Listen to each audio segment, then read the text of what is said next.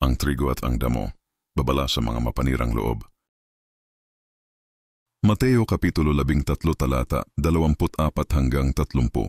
Sa gitna ng kaharian ng Diyos, hindi lahat ng kasama ay tunay. Ang Diyos ay mapagtiis, ngunit darating ang panahon ng paghihiwalay, ang mga totoo sa huwad, ang mabuti sa masama. May mga damong mapanira sa paligid. Ang kanyang kaaway ay naghasik ng mapanirang damo.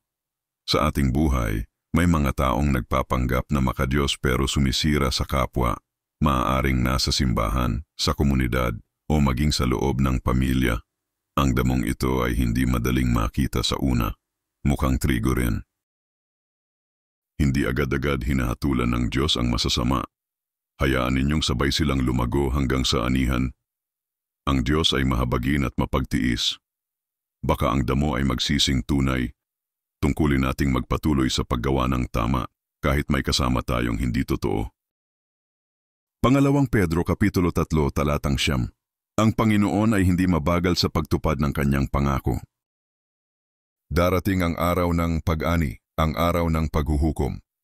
Sa panahon ng anihan ay sasabihin ko sa mga tagapag-ani, tipunin muna ninyo ang mga damo.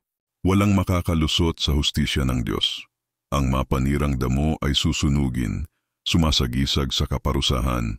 Ang trigo ay ilalagay sa kamalig ng Diyos. Ito ang mga tunay na anak niya.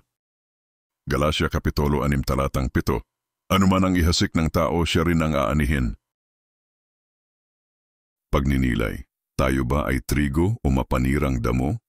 Tayo ba ay nakatutulong sa pag-unlad ng kaharian ng Diyos o nakasasagabal? May mga damo rin ba sa paligid na kailangan nating pag-ingatan?